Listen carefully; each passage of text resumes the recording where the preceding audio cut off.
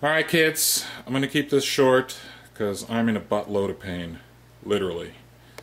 There's been a little shake-up. A little shake-up in the house. We got some new guitars. 2 left and 2 came in. So we're an all Gibson house again. We got ourselves, let's see, the LPJ, 2013 LPJ in black and trans white. I couldn't stand it. I got it home. I think I had it home for about 15 minutes before I yanked off those ugly, awful speed knobs. I hate them. I hate the look of those speed knobs. So, of course, I got a couple of sets of these nice vintage looking top hat ones. They look so much smarter than those ugly speed knobs. And other than that, I yanked off. It had black colored strap pins. I have bought actually those elliptical end pins. I bought 3 sets. 1 set I have to return because I don't need them. But I bought another couple of sets of those elliptical end pins. But yeah, I had that home for about 15 minutes. I just could not stand looking at it like that. Oh, the other thing I changed too, I did this really quickly. And this comes with a little piece of plastic. Fucking ugly. Some sort of black. Anyway, I happened to just have one of those sitting in my parts bin, so I was like, hey, I'm putting that on. And I also got new screws for it. I got some... These were like painted black and they look sort of rubbish, so those are going to come out. But other than that, this is a really good playing guitar. Like it came to me playing like perfectly. I checked all the... I mean, it feels really good. These tuners too, I'm really surprised. I looked up the specs for these tuners. These tuners are actually Kluson Deluxe. I don't know if you can see that there, if it'll focus, but those are Kluson Deluxe tuners. Let's see if it'll focus. Anyway, the really good thing about those is that they are 18-to-1. So this guitar stays in tune really well. Really, really well. Like the tuners I used to have on that guy there. Sorry, sounds not great in here. The kids made an awful mess over the weekend I have to clean up today. But anyway, the tuners that used to be on there, like you'd leave that guitar overnight and it would be, you know, slightly out of tune in the morning if you hadn't touched it. But these tuners that I have on here now are great, these Grovers. But I think I've changed my mind. I think I don't want to make this gold anymore. It's just going to cost too much money to make this gold. And for aesthetic reasons, it seems really silly to spend all that money on this. So I'm going to take these gold tuners off of here. And this guy here, these tuners are Grovers, but they've seen better days. They're not in good shape. It's not staying in tune well at all. So these need to come off. Those need to come off, lickety split. But the real shame is that these buttons are gold, and it's hard to find these ones in gold with the... So, here's me plan. Here's me plan. These ones here, these are Gibson Grovers. They say Grover on them. I don't know why they're in a Gibson package, but anyway. So these, I believe, are going to be 14-to-1 again. So pretty good. But they'll be as good as those. These are going on this guy. This guy's going to get these tuners right here. I think that's going to look super duper. And because this is such a good set of tuners, I'm going to take these tuners off here. And I'm going to throw them on the SG. Now, I don't really like these black plastic cheap buttons. It's the only thing that lets them down. But I saw a video online of how I can get those off. So if I can get these off, then I'm going to replace them with the Perloid buttons from the original tuners. because those are in good nick and I think those will look great, and then this will basically just look the way it did before, which is fine by me because it does look good with the chrome hardware all cleaned up. And it's playing well, and I hate to keep fucking around with a guitar that's, sorry for my language again, but I hate to keep mucking around with a guitar that's playing well. I mean, gotta know when to stop. And that tuning thing was the last issue, but like I said, I've changed my mind. I'm gonna put those gold tuner buttons over here. Kind of sucks that it won't be these nice, and because these are screw-on and these are pressed in, look, I'd have to try and remove these, which, like I said, I saw a video online of how I can do this. I think I can do that. But then to mount these, because they're screw-on, I'd have to try and find some way to, I don't know, like that would just be, I think that I would bastardize that, because that hole is going to be pretty big on the other side of it, and I just don't think those are made to fit on there. So that's alright. I mean, it would look way nicer with the gold buttons, but these are going to look pretty good.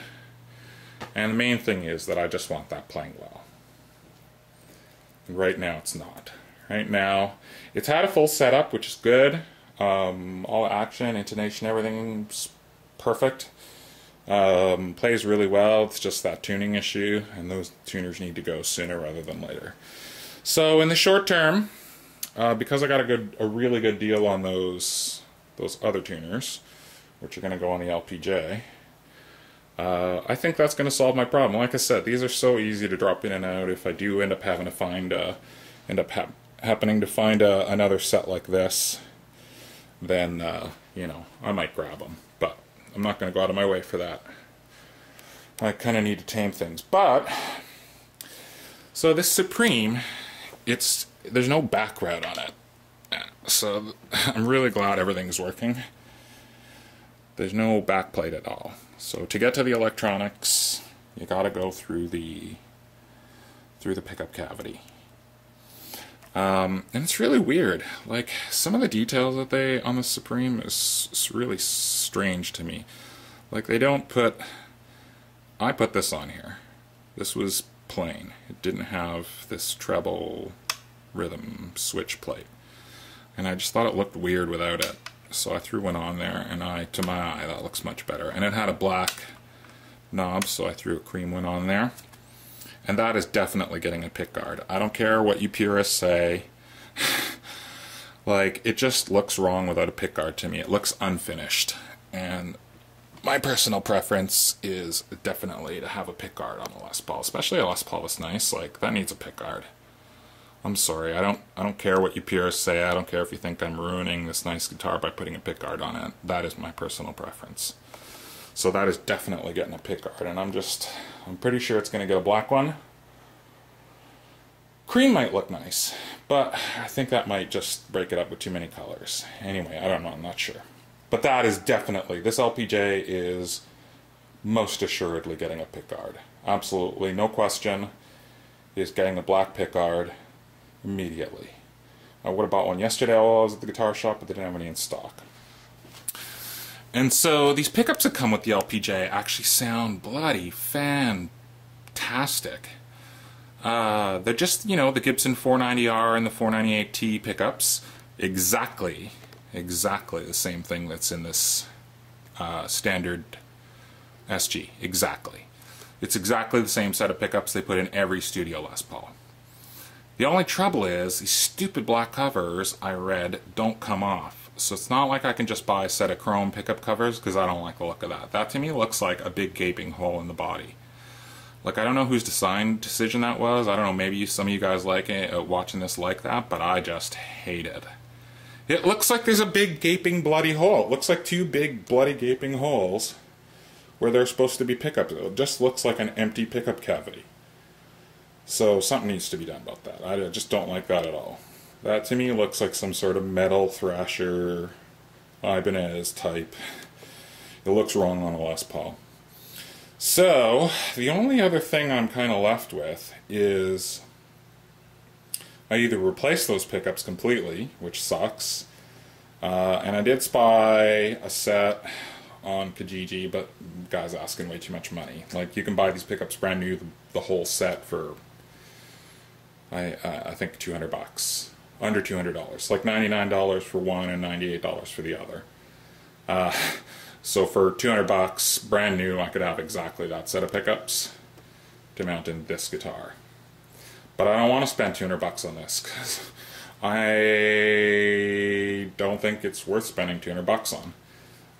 So I'm trying to sell these, hopefully to some metalhead, for the reasonable price of $100 used, and I'm hoping that I can then spy another set of those online for, you know, 100, 120 bucks or something like that, 150 bucks, maybe, well, no more than 150 bucks. Like I said, they're 200 bucks brand new. They'd have to be brand new in the package for me to pay that much.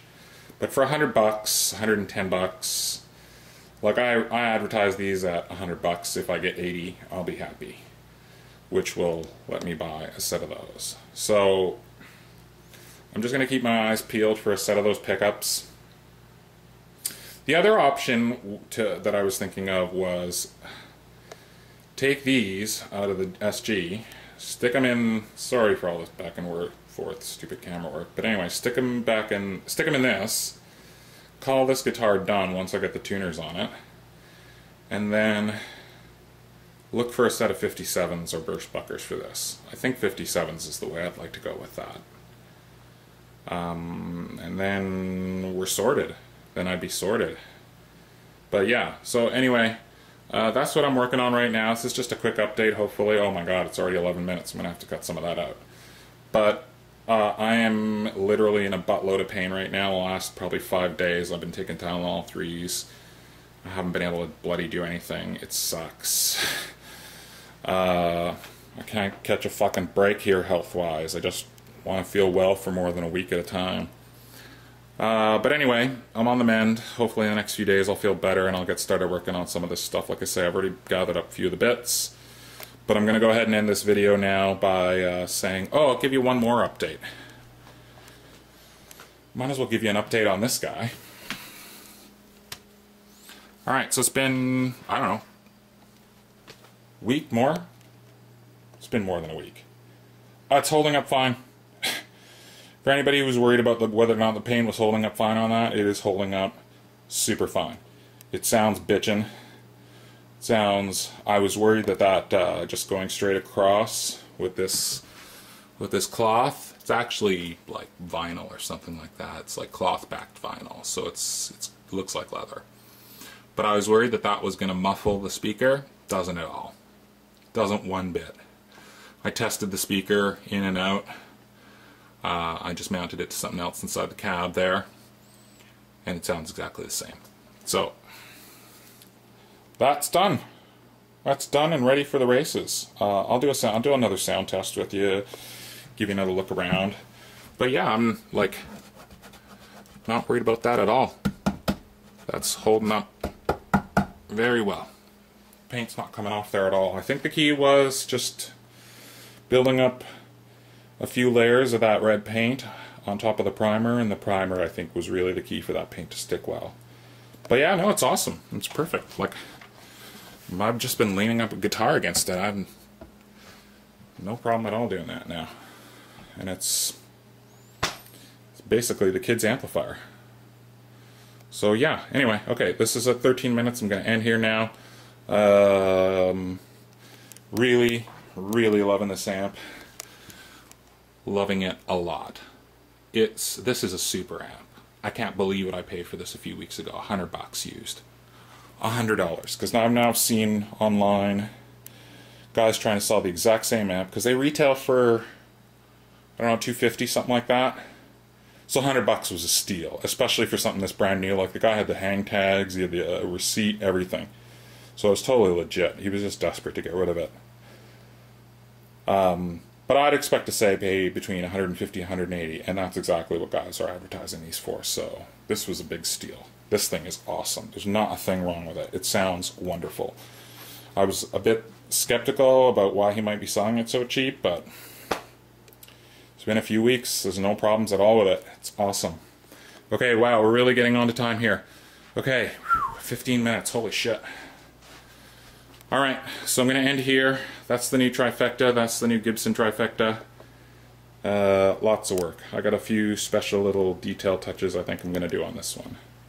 I've been watching another guy called Rattle Can Guitar Restorations. Nice fella. I think he lives on an army base. I'm not entirely sure, but he does some wonderful videos. He's also working on an LPJ. He's repainting it white and doing a bunch of stuff, and he and I got talking on one of his videos about whether or not he should do binding.